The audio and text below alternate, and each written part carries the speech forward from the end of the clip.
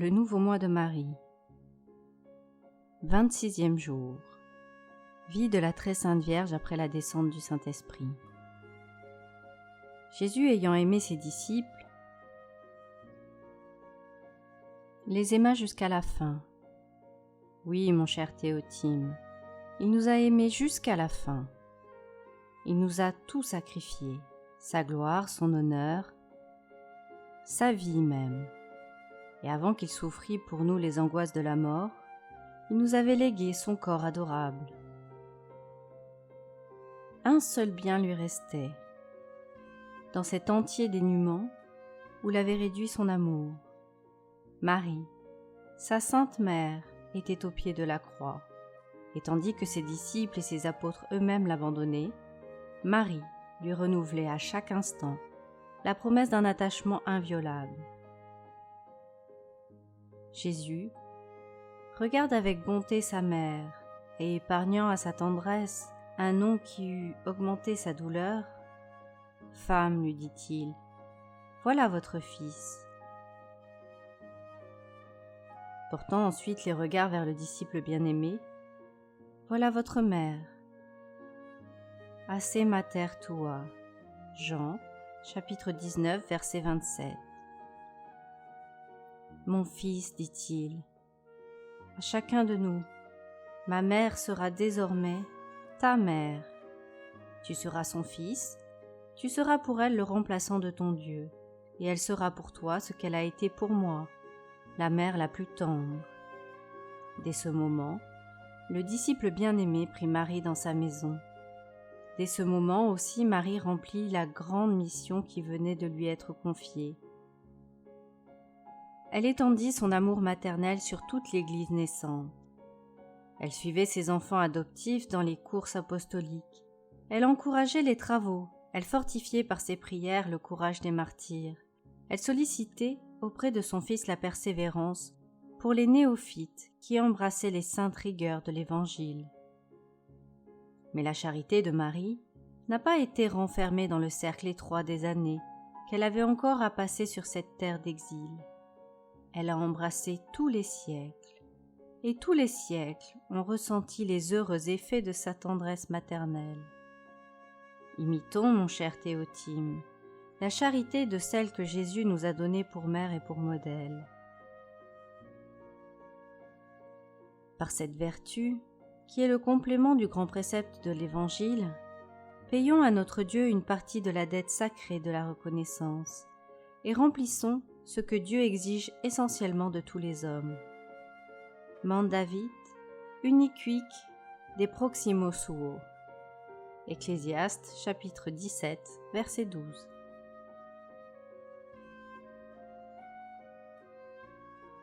Amour du prochain. Méditation.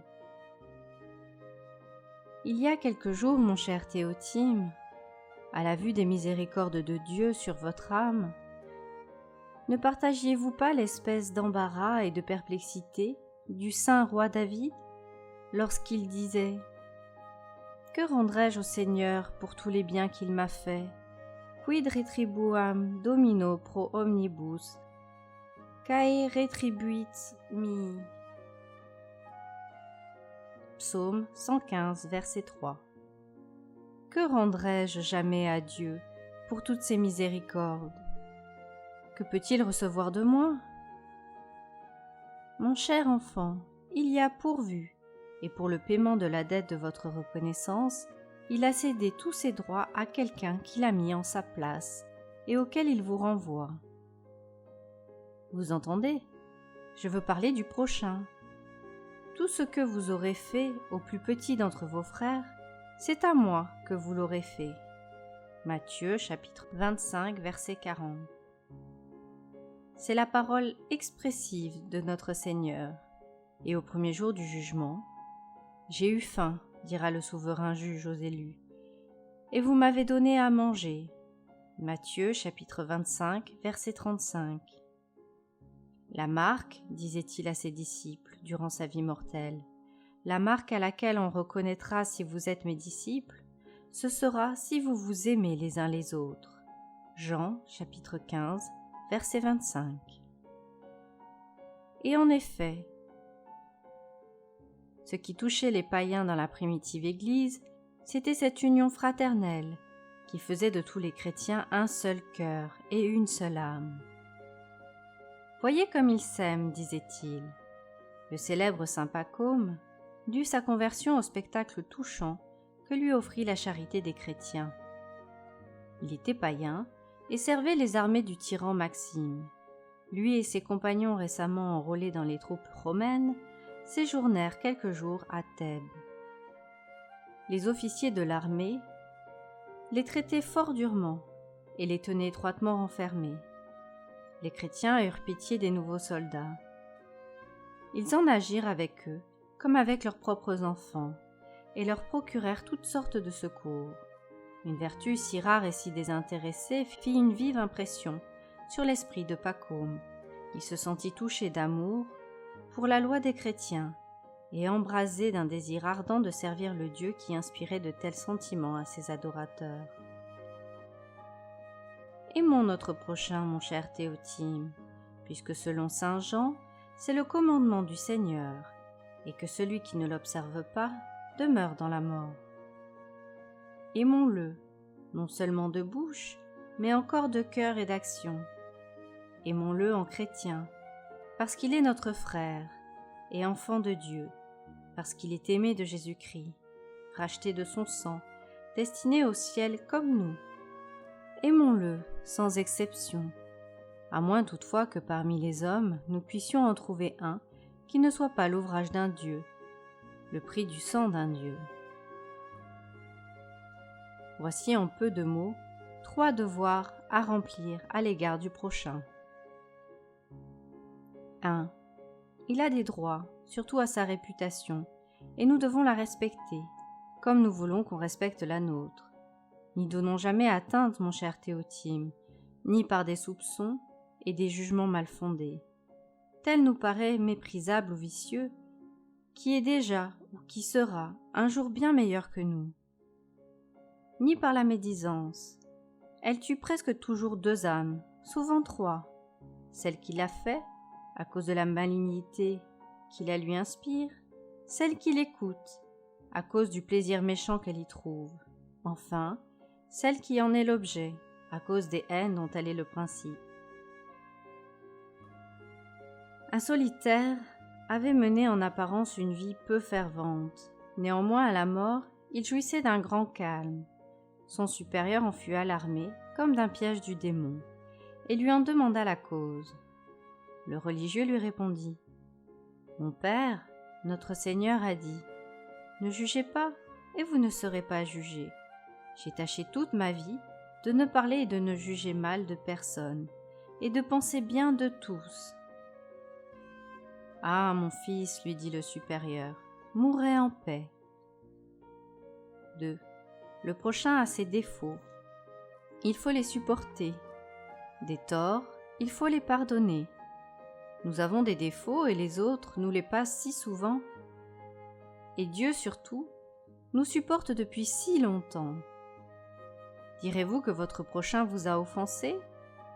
Mais n'est-ce pas votre imagination qui se figure ainsi ? Mais nous, n'avons-nous jamais offensé Dieu et mérité ses vengeances ? Mais notre Seigneur n'a-t-il souffert que peu de choses ? Je ne sais comment Dieu m'a fait le cœur, disait saint François de Sales. Mais s'il me commandait de haïr un ennemi, je n'en viendrais pas à bout. Et quand un ennemi, disait-il encore, m'aurait arraché un œil, je le regarderais toujours avec l'autre de bon œil. Mon cher Théotime, arrêtez les premières saillies de votre vivacité. Vous empêcherez par là de violents incendies. Que le soleil ne se couche jamais sur votre colère. L'homme haineux et vindicatif amasse sur sa propre tête des charbons ardents. Pardonnez, supportez, et vous direz avec assurance votre pater. Jean Gualbert, jeune gentilhomme italien, brûlait de venger la mort de son frère indignement assassiné. Son père l'animait encore par ses exhortations. Dans cette disposition, il rencontre l'assassin, jeune gentilhomme du pays. Le lieu solitaire, le passage étroit, tout favorisait son dessein. Il lève le bras pour frapper son ennemi. Cet infortuné, qui était sans armes, se jette à genoux, les bras en croix, sans dire un seul mot. C'était le Vendredi saint. Jean Gualbert, à cette vue et au souvenir de la mort du Sauveur, jette loin de lui son épée, relève son ennemi et lui dit avec douceur : « Je ne puis vous refuser ce que vous me demandez au nom de Jésus-Christ. Je vous accorde non seulement la vie, mais aussi mon amitié. Priez Dieu qu'il me pardonne mon péché. » Puis il l'embrasse tendrement.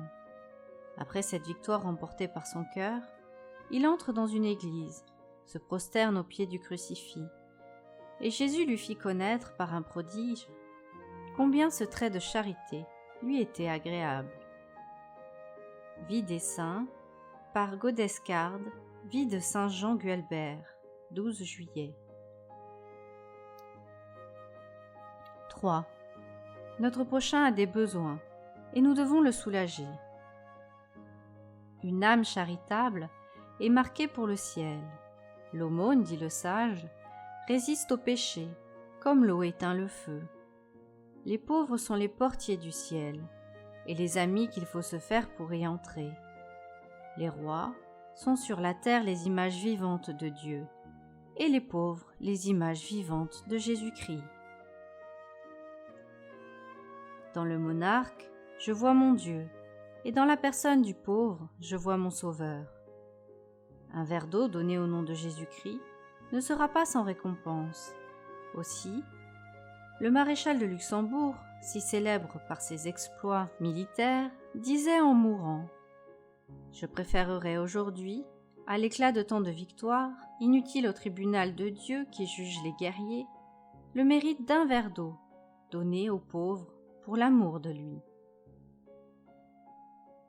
Exemple.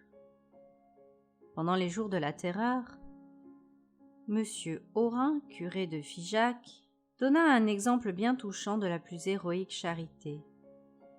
Il était à l'autel et venait de prononcer les paroles de la consécration. La foule, recueillie, adorait en silence, lorsque le signal d'alarme retentit tout à coup. Les femmes s'effraient, les hommes se lèvent, un enfant se précipite dans l'église en criant : « Les républicains sont arrivés, ils me suivent de près. » Le prêtre venait de déposer les ornements sacrés. 2 dragons de la République paraissent à la grande porte de l'église. Le curé les voit, et descendant rapidement les degrés de l'autel, il s'échappe par la sacristie.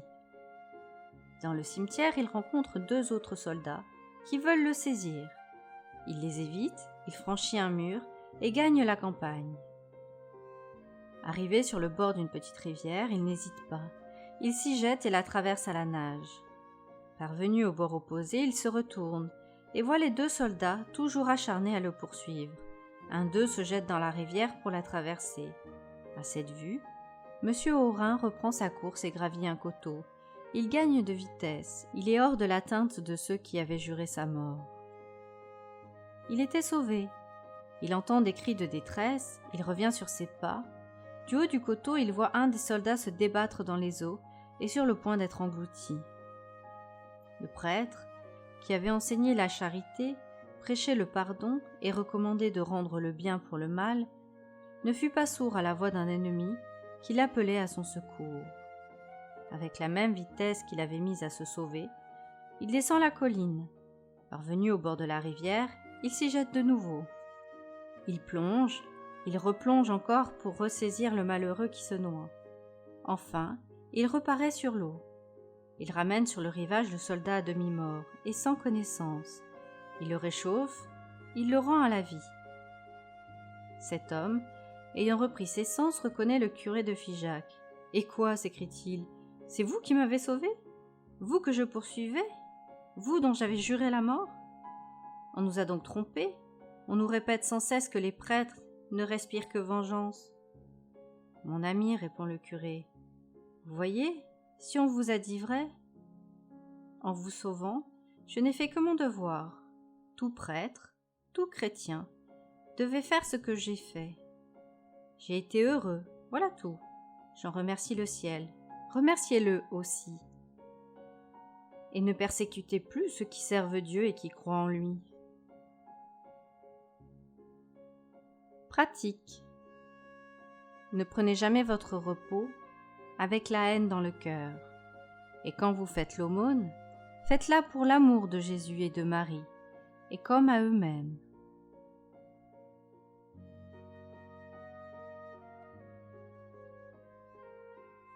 Merci d'avoir écouté cette lecture. Elle vous est proposée en donation libre et consciente. Pour réaliser votre don, c'est très simple. Rendez-vous sur laetitia.pro/donation. Merci d'avance pour votre participation. Si cette lecture vous a plu, soyez libre de la partager ou simplement de cliquer j'aime. Vous pouvez aussi, si vous le souhaitez, vous abonner à la chaîne. Vous pourrez ainsi facilement découvrir les prochaines lectures. Je vous souhaite une belle et douce journée. À bientôt, bye bye.